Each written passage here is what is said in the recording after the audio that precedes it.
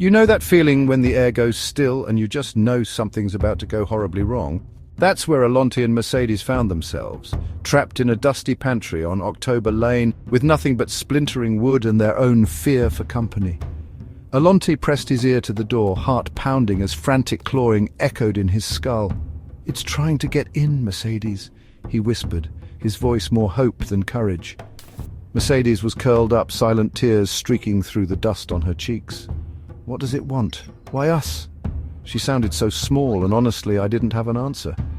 Allonte could smell it, a sticky, sweet stench of decay that seeped right through the wood, the scent of something dead, something old, something that should never have been disturbed. Then the clawing stopped. That silence. It wasn't relief, it was a threat. Suddenly a slow, heavy thumping began, dragging across the creaking floorboards and then impossibly from above. "It's in the walls," Mercedes choked, her eyes glued to the ceiling, wide and unblinking.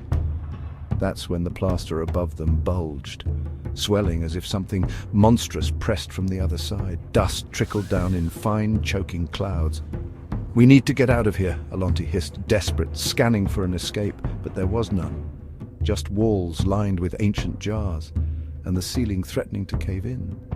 The floor began to seep with a black, viscous liquid, pooling out from under the baseboards. The metallic, rancid smell was overwhelming now. It slithered across the wood, twisting into patterns. Faces distorted and screaming, writhing in silent agony. The ceiling groaned, and a jagged crack shot across it. That was it, Allonte's breaking point. "We have to go back outside. To the street sign," he declared, terror sharpening into resolve. Mercedes looked at him like he was insane. "Go back out there with that thing." But there was no time to argue. Allonte pulled her up, cracked the pantry door, and peeked out into a dark, silent hallway.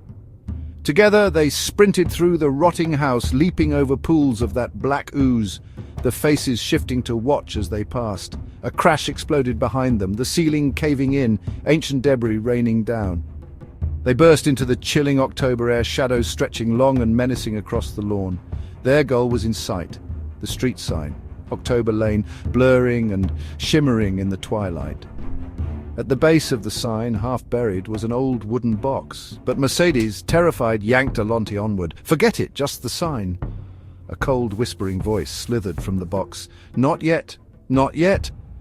The sign's letters warped, the air went ice-cold, the ground rumbled. A guttural shriek burst from the house, closer than ever. Allonte squeezed Mercedes's hand, staring desperately at the sign. "Please," he whispered, "take us home."